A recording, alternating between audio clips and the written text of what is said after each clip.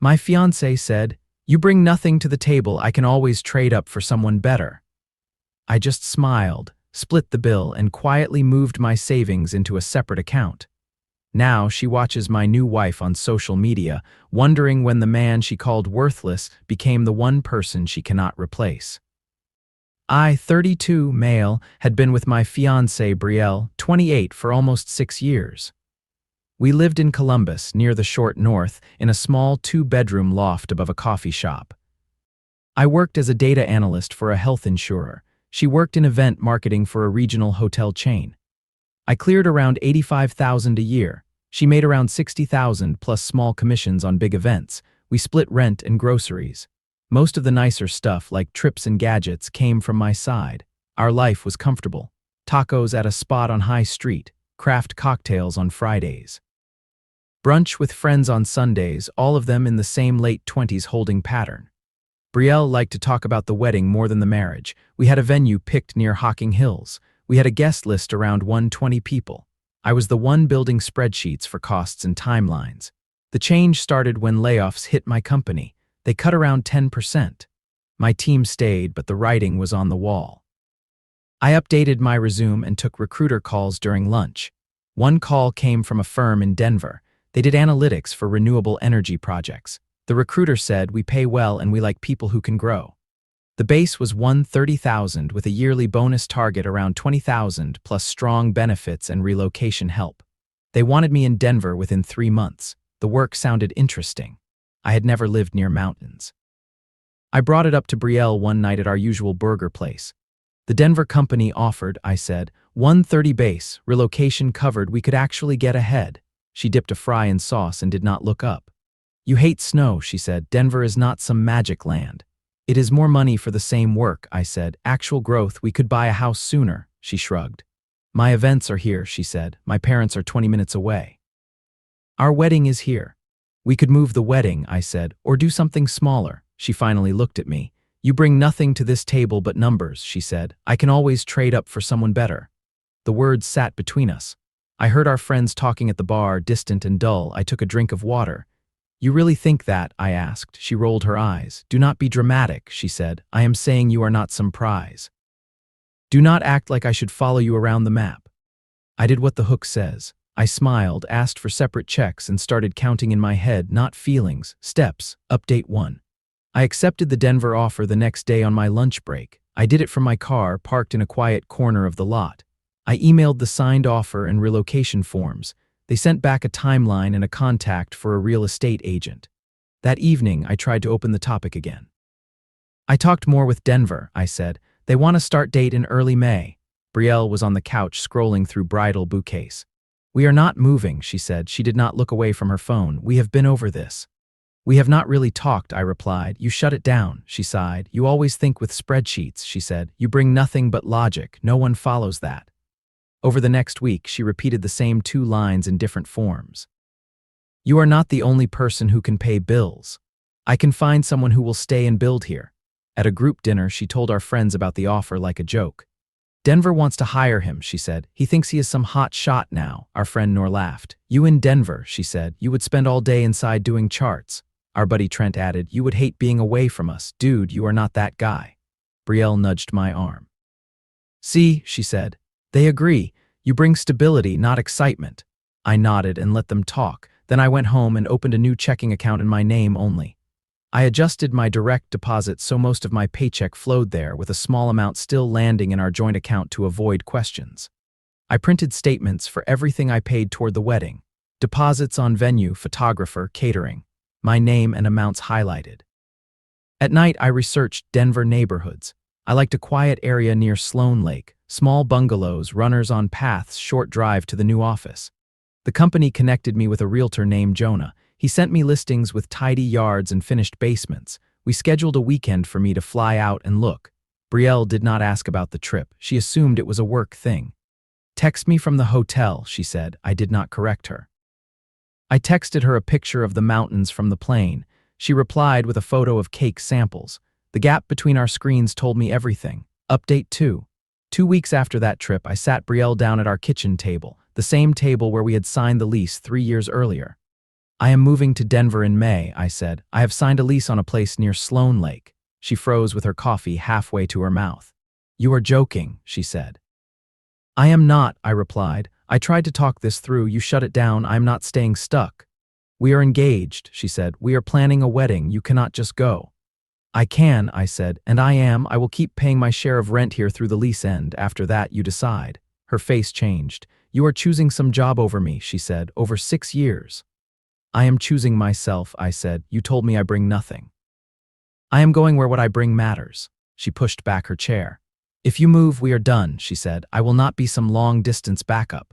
I know, I said. This is me not being your backup either. The next weeks were a loop. Anger, then cold, then bargaining. One day she sent, you are throwing away a sure thing for a maybe. 2 days later she wrote, if you pay for everything here, maybe I will consider moving later. Then she went quiet for almost a week. Then another burst. You will regret this when Denver dumps you. Each time I responded with short, clear messages. I understand you are hurt. I am still going. I will cover my commitments and nothing more. I canceled the venue and recovered most of my deposits. Vendors sent refunds to my personal account because the receipts were in my name. I forwarded Brielle the confirmations. She replied, you are ruining my dream. I replied, I am not your bank. The day the movers came, Brielle stayed at her parents' house. Her shoes were still by the door. Her vision board of wedding colors hung over the desk. I left the joint key on the counter with a short note. The lease is covered through July, internet through June. You can keep the furniture we bought together. In Denver, my new life was quieter and cleaner. My apartment near Sloan Lake had light wood floors and a small balcony. The first morning, I walked to a cafe and watched the sun hit the mountains. Work felt like a different world. My team cared about the data I brought to the table. My manager said, we hired you for your mind, use it. I joined a small gym nearby. I started running around the lake in the evenings. Neighbors invited me to a block cookout. There were food trucks and a small band. No one there knew me as Brielle's fiancé. They just knew me as Tavian, the data guy from down the street. My signing bonus landed in my account. After 6 months, my manager told me I had hit my targets early. They bumped my base to $140,000 and gave me an extra performance bonus. I put the bonus toward a down payment on a small brick house 10 minutes away. 2 bedrooms, a basement I turned into an office, and a tiny yard with room for a grill. Back in Columbus, the story Brielle told was very different. Her cousin messaged me on social media. She wrote, you left Brielle with wedding debt and no support. How could you? I replied calmly. I paid every vendor I booked. Here are the receipts.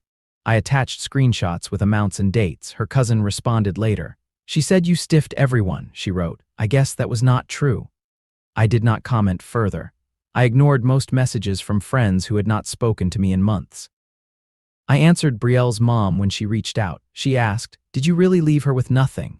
I sent her the same receipts and a short note. I covered my share. I gave her the furniture. I kept paying rent after I left. A few weeks later, my promotion went live on LinkedIn. Senior Data Strategist, Renewable Analytics Group. I updated my profile picture and added Denver. The comments were kind. A former coworker wrote, knew you were going places. I let the algorithm push the post around. Not long after, my phone lit up with a number from Ohio, then another, then a long email. Brielle had seen the update. She wrote that she had not understood the offer. She wrote that she thought I was bluffing. She wrote that she had been under pressure from her parents to keep me local. She ended with, you really did level up. We could be living that life together. Our old friend Trent texted me next. She told us you ran away because you could not handle marriage, he said. I see now it was about the job. That is different. I replied, both things can be true. I could not handle that marriage. Even Nor messaged. She wrote, I made fun of Denver. Looks cool from your photos. Sorry for giving you such a hard time. My parents visited and walked the neighborhood with me. My mom said softly, you look lighter here. You made the right call. 9 months after I moved, Brielle showed up in person. I opened my front door and she was on the sidewalk, suitcase beside her. I had a conference in town, she said. I thought we should talk. I stepped out and closed the door behind me. She looked around the street. So this is your little life now, she said. House, mountains, spreadsheets. It works for me, I said. She studied my face. You look different, she said. Stronger, I guess. She took a breath. I was harsh, she said. I know that. I did not mean the table thing. I was scared. You said it more than once, I replied. You said you could trade up. I could move here, she said. I checked. My company has a Denver branch. We could start over. You told people I abandoned you with debt, I said. You let them think I was cheap and selfish. She glanced away. I did not want them to think I was the problem, she said. I have grown since then. Your circumstances changed, I said. That is all. Now you see the salary and the house. That is not fair, she said. I miss you. We were good most of the time. We were good when I made myself smaller, I said. I am not doing that again. Her voice dropped. So that is it, she said. You are really choosing this over us. There is no us, I replied. You ended it when you made my worth a joke. She sent a letter through a lawyer 2 weeks later. She wanted a portion of my bonus and a buyout for some of the wedding deposits, claiming we had an implied contract. My lawyer in Denver read it and wrote a simple reply. We were never married. Finances were separate. Deposits were paid by me and refunded to me. There was no claim. Brielle then took it online. She posted long notes about men who chase money and leave good women. She hinted that I had left her with unpaid bills. At first, mutual friends liked her posts. Then her cousin dropped screenshots of my receipts in the comments. Nor asked publicly, "Why did you say he left you with debt then?" Trent wrote, "This is not the story you told us last year." The tide turned. Brielle locked her account. I went back to my runs and my spreadsheets. 1 year after the move, my life was stable in a way that felt quiet and solid. My salary moved up again to around $150,000. My house gained value. I bought a small condo to rent out. I met someone new at a volunteering event, a woman named Sloan who worked in city planning. We married in a small ceremony in a Denver park with around 20 people and no drama. Sloan knew the whole Brielle story. Sometimes she laughed and said, her loss was my timeline. One day I got a final message from Brielle. I am sorry, she wrote. I said things I should not have. You did bring something to the table. I hope you are happy, I replied later. Thank you for saying that, I wrote. I hope you build a good life too. Then I archived the thread. Final update. A few months after my wedding, Brielle's parents came through Denver on a road trip. They asked if we could meet for coffee. Sloan was at work, so I went alone. Her mom looked tired but kind. Her dad, Arlen, stared at his cup before speaking. We wanted to say we are sorry, her mom said. We backed Brielle when she mocked your goals, Arlen added. We told her to find someone who would stay put. That was wrong. Her mom met my eyes. We can see now that you were trying to grow, she said. We taught her that stability means control, not support. That is on us. I nodded. I appreciate you saying that, I replied. I am not angry, I just needed space. Arlen took a breath. She is not doing great, he said. She talks about you like you were her big chance. We know that is not fair to you. I thought about the hook line that started all this. I thought about the night she told me I brought nothing. You raised someone who thought love was leverage, I said. I hope she learns it can be something else. On the drive home, the mountains were clear against the sky. I pulled into my driveway and saw Sloan's bike leaning by the porch, herbs in pots, lights in the front window. Inside, the house smelled like coffee and fresh bread. I sat at my desk, looked at my work calendar, then at a photo of Sloan and me at the small park where we married. If there is a lesson here, it is simple. If someone tells you that you bring nothing, believe them the first time, then go somewhere your value is obvious.